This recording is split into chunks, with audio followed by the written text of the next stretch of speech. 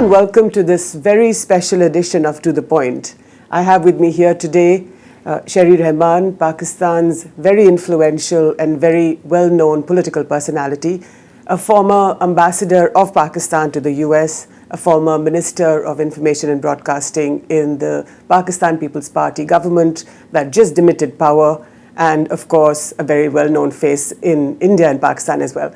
Ambassador Rehman, welcome to India. Welcome to the Rajya Sabha TV. I'd like to start by asking you, I'd like to talk to you about Pakistan, what's happening inside Pakistan and India-Pakistan relations, but perhaps can I first ask you about your assessment of the India-Pakistani relationship? You've been in power when Asif Ali Zardari and your party was in power, which has just demitted to the Nawaz Sharif government. But what's your assessment today about the India-Pakistan relationship? I think the India-Pakistan relationship goes through cycles of ups and downs. It's reached a bit of a plateau these days, which is not a bad thing. It's come out of crisis, which is again a good thing. But I think where we need to go from here is moving beyond this plateau. And for that to happen, we have to start untangling what has become a web of irreconcilable differences. I believe they can be reconciled because the political will in Pakistan is very much aggregated across the party system. There is clarity that we are looking to peace in the region, and of course India is one of the big obstacles to that kind of movement forward, and we would like very much, I think, for meetings to result in broader conversations that actually get somewhere. Okay, so you've said a couple of very important things. The first is you're talking about political will inside Pakistan. You're in the opposition now. Are you saying that across the political spectrum inside Pakistan, there is a willingness to talk to India? Well, first of all, India is no longer demonized the way it was, say 15 years ago. You can't win an election by saying, well, we are enemies of India. No one cares, which is a good thing. So it is certainly not enemy number one. No, that's one. That's a good thing. And there is an across-the-board rational mindset, at least in the political parties, which is mainstream political parties, which is important because it signals a shift in mood in Pakistan. The shift is towards peace, towards building bridges with both sides of the border, Afghanistan and Pakistan, and moving on with trade and building equities for peace through economic activity and sharing challenges as well as solutions. What happened? Why is India no longer enemy number one? Well, for one thing, Pakistan doesn't otherize India the way I see it happening here. The public discourse is so much more absorbed in. You see it happening here. You see that India. I do see, and sometimes in the public discourse, I see it very much. I don't see it in state players. You'll see it on television. For days, the news cycle, for instance, goes on about one thing. It'll pick one crisis, and it'll go on for 3-4 days. In Pakistan, that crisis the news cycle will flatten out.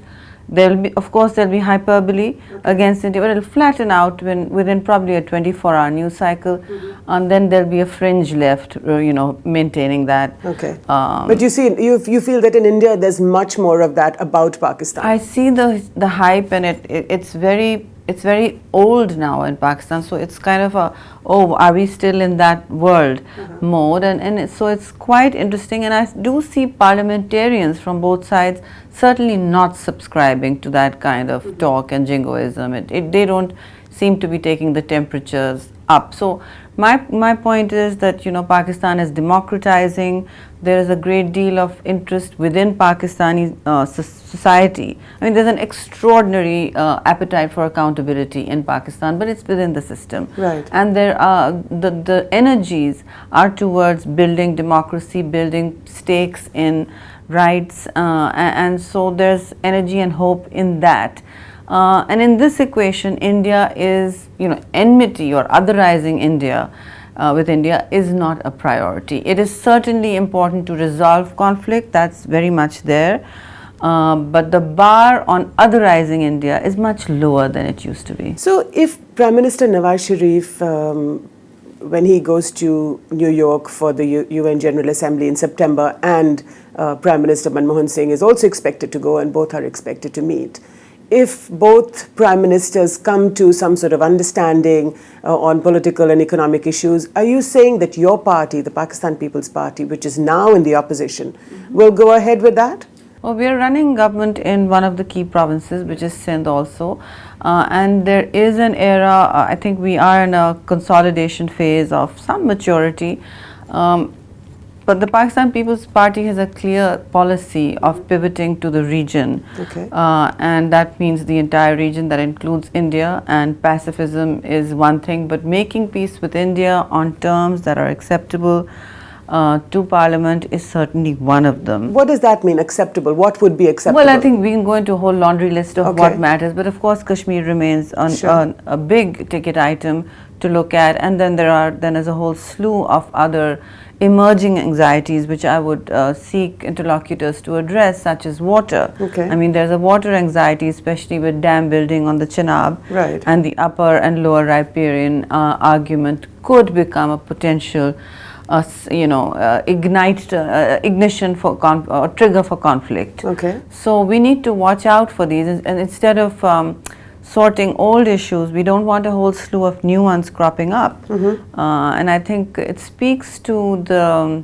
So when Nawaz Sharif goes to New York yeah. and meets Manmohan Singh, and they do come to some sort of political and or economic understanding, the Pakistan People's Party will say yes, and we are happy to join you I think there's in doing been clarity in that across the board. The People's Party is not a holder back of issues just for the sake of, grandstanding. As long as parties are, all the political parties in Parliament, the empowered ones, are on board, and that's how our system works. So you won't feel that Nawaz Sharif's taking the credit for something that you really laid the foundation for? Yeah, we've laid the foundations for this democracy and also for peace with India. And we're a fairly mature player in this whole equation. The point really is not about Pakistan, who makes the bid for peace from Pakistan. They've been made several times. The issue is, can the Indian Prime Minister actually make a commitment and go back home and then move forward with it? Because very often we feel that the system here stalemates a great deal of political will that leaders show, and that kind of movement forward is really necessary. There is cynicism and skepticism in Pakistan about the leadership being shown, the decisions being made, and then they come back here. I mean, there's a whole number of things. It's interesting you say that that the feeling in Pakistan, or at least in some political circles in Pakistan, is that there is this sort of strategic indifference inside India. That's right. But and I was more stalemating in the system. When I say system, I mean obviously government machinery and bureaucracy and coalitions that have to speak to changing, move the levers for change. Right. But we have seen Prime Minister Manmohan Singh very clearly express a legacy kind of desire that he wants to move forward and do something that he'll be remembered for in South Asia. But we see no movement, even if he says that. So, Ambassador Rehman, I'd like to talk a little bit more about India's assessment about Pakistan, perhaps in the next segment. And we'll just take a very quick break, and I'd like to also bring to you and ask you about terrorism, which is the big issue that India has with Pakistan, but we'll talk after a very quick break.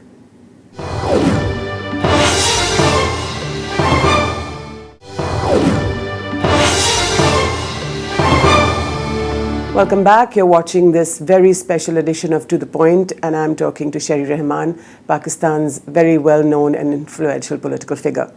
Ambassador Rehman, in our earlier segment, you talked about your assessment of the India-Pakistan relationship, and I'm wondering if I can ask you about India's biggest issue with Pakistan, which is terrorism, in which India feels that since the Mumbai attacks now nearly 5 years ago, Pakistan has done nothing at all to address that issue. Well, it's interesting you raised terrorism. We were talking about it just yesterday. It's terrorism now. What was it 10 years ago? What was it before Pakistan was beset by its own multiple attacks at home. These are crises that Pakistan is grappling with on a day-to-day basis. And it's very clear, anybody looking at the trajectory Pakistan is at will see that it's a very historic moment for Pakistan. It's moving towards democracy, and despite the high levels of terrorism and the threats at home, the people of Pakistan, drew a clear red line against the terrorist threat and said, well, no, we're not going to stay home. We're going to vote for mainstream constitutional parties and democracy. Now, having said that, you ask, that's an issue here. We feel about Mumbai, especially yes, about Mumbai is under attacks, trial. yeah. There has to be a little bit of strategic empathy when you look at each other's systems. Our justice system is not one that moves and that grinds its wheels overnight for this kind of sensitive trial. And if you look at the conviction rates, those are challenging. So I think we are moving. For instance, the Sanjota trial took forever. Sure. But do you understand what it means for India?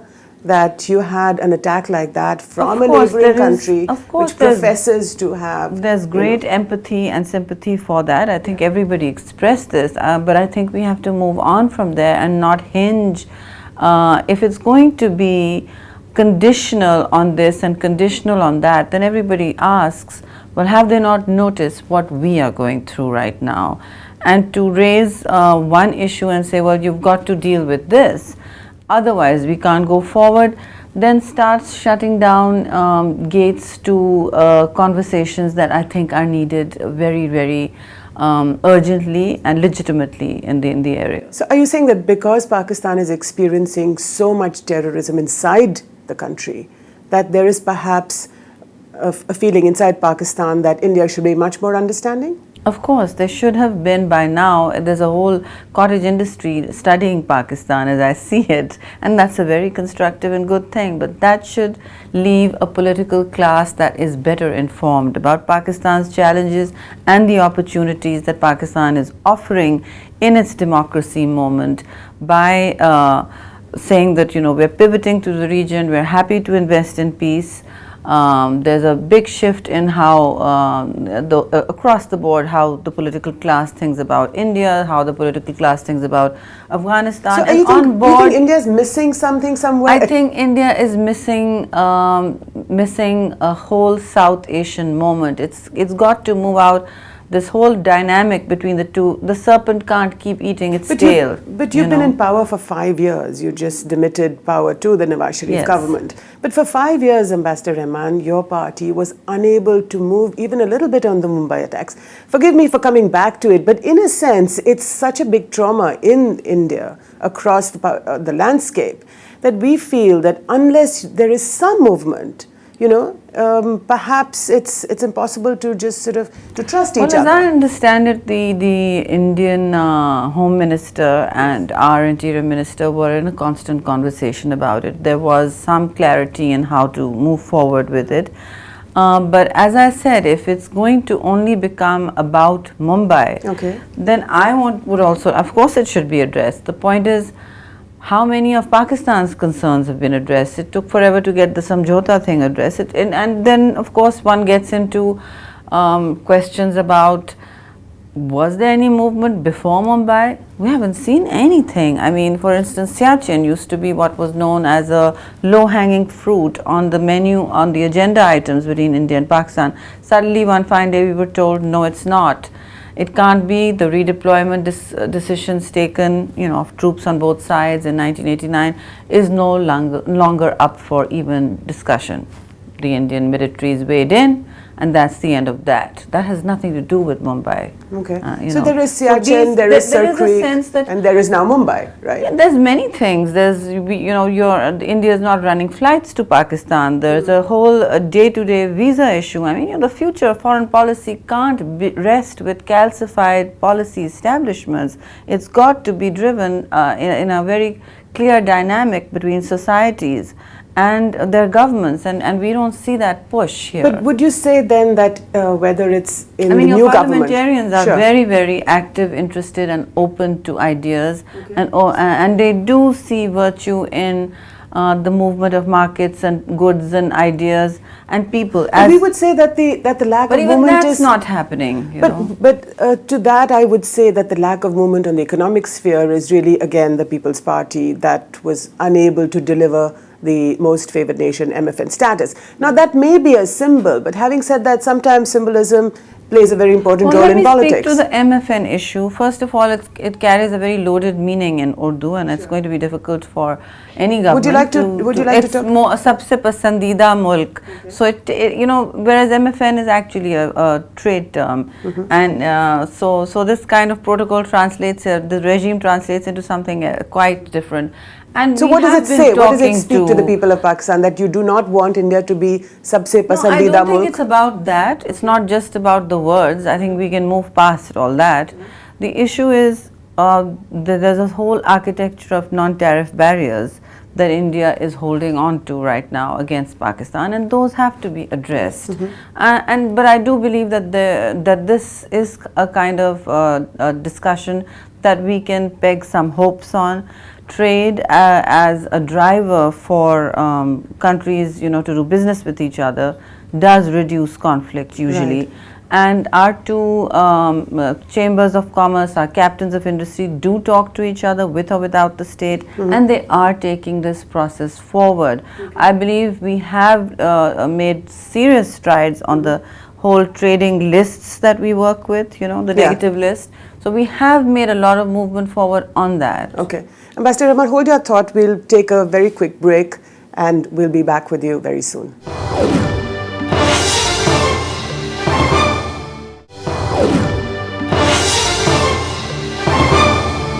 You're watching a very special edition of To The Point, and I have here with me today Ambassador Sherry Rehman, one of Pakistan's most influential figures.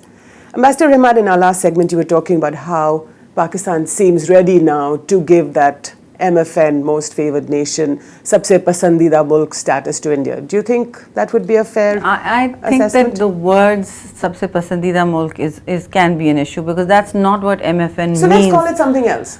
I think that's something we can move forward on, and as if Pakistan's issues, and they're fairly legitimate ones, the non-tariff barriers I mentioned, are addressed, and I think those can be and perhaps will be addressed here, because our trade and economic lobbies are very behind this, both sides. So could economics then be the thin end of the wedge that pries open this very calcified political sort of conversation between our two sides? Of course it can be, and I think we have been open to multiple conversations in different strategic tracks, if you like, and the government has been, both governments, the new one and the old one, were very clear that they would like to move forward. And what has pushed this enterprise of economic ease of business, if you like, is really the two business communities.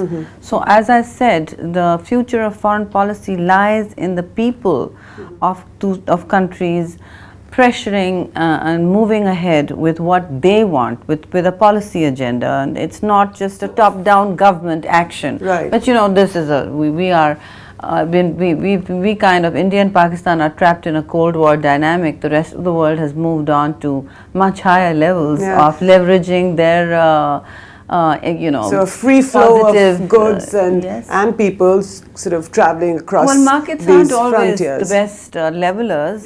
They do bring inequalities with them.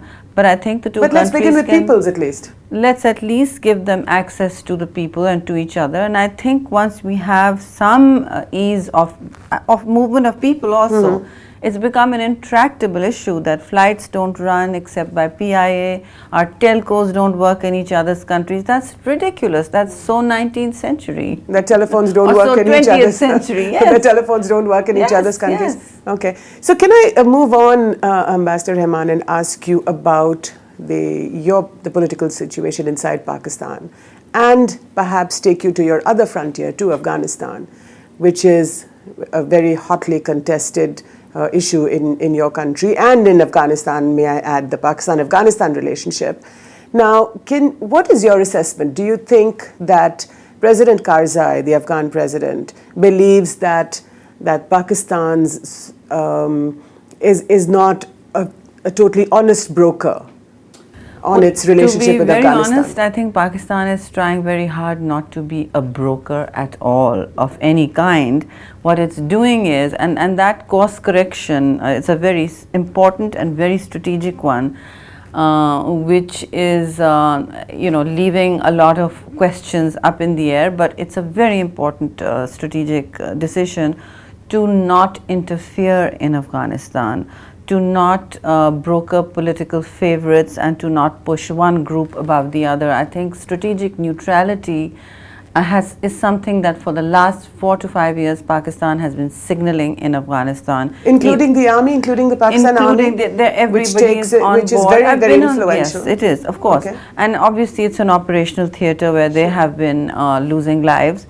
We have been keeping the military completely on board on Afghanistan, because without them, if we go forward, and I think so will the new government. It's a joint, there's no kind of break in this vision that we won't interfere in Afghanistan. We will support their reconciliation process, but those roadmaps have to be articulated by the Afghans themselves. Their High Peace Council has to and has come to Pakistan and said, well, this is what we want. Fine, we work according to that roadmap. But you did help broker the talks, or basically the Taliban leaders who opened the Emirate office. This is the US Taliban talks you're talking about. Yes. As I said, wherever we were asked to step in, wherever we were asked, we have done whatever. And played the role of an honest broker, would you say? And I'm hesitant to even say broker. I think that's something the US has been doing.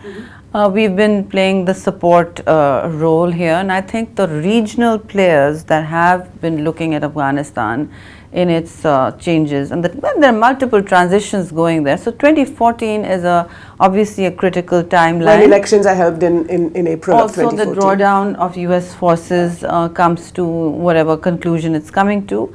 So I think people are looking at it with a very different lens, and India has to stop also looking at Pakistan through an old lens. Pakistan has changed, but tell me even about Afghanistan. Yeah.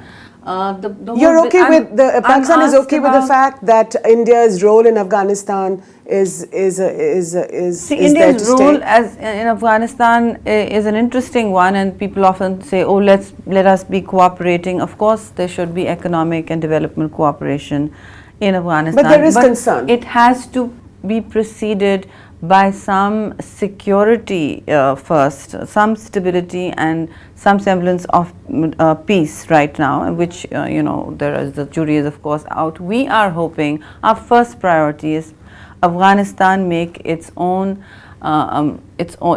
leadership, makes a transition that keeps Afghanistan stable, that is an inclusive political equation, so that the volatility, if that doesn't work, doesn't surge into Pakistan. But Pakistan so is trying to sanitize Pakistan from an Afghan crisis mode, if you like, or chaos from Afghan volatility, and that's a very legitimate aspiration, I would think. But Pakistan would be, or is all right, because if Afghanistan and India are sort of independent sovereign nations and have the right to have a relationship. The reason I'm asking you this is... Afghanistan and India have had a relationship. Yeah, but the reason I'm asking you this is because we don't cast vetoes. We don't cast vetoes on whom Afghanistan does business with, and we cannot. No, absolutely. So that's the question, is that you hear a lot of voices inside Pakistan which say that India must diminish its own role inside Afghanistan. Well, you hear a lot of voices in India also about what Pakistan is doing, and I think, as I said, that those are through an outdated lens.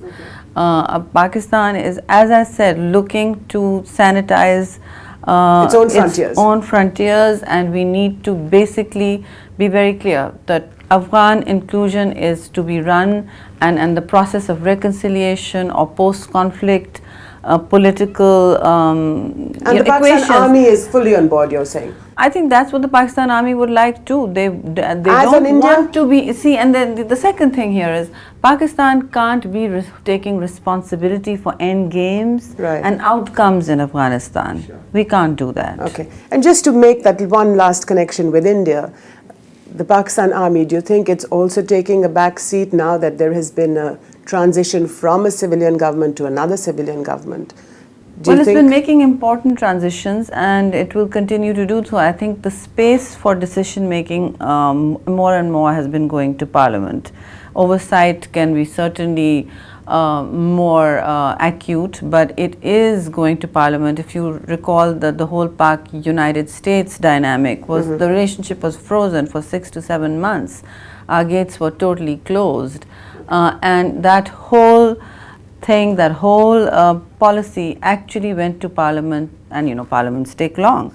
Right. So that's where we are. I mean, it's located with. So the Pakistan Army, one influential player, but not Of the course most, it is, but not like the most the Indian important Army one. is. And Okay. but right now the locus of power is shifting to, away from even political power, shifting to the provinces. Just like I see in India, it's shifting away from the center. So some is happening by default, some is happening by decision. So there are very interesting transitions in the region, and I think we should make the best of them. Ambassador Sherry Rehman, thank you so much for talking to Rajya Sabha TV. I'm afraid we'll have to leave it there. Thank you so much for watching this very special edition of To The Point.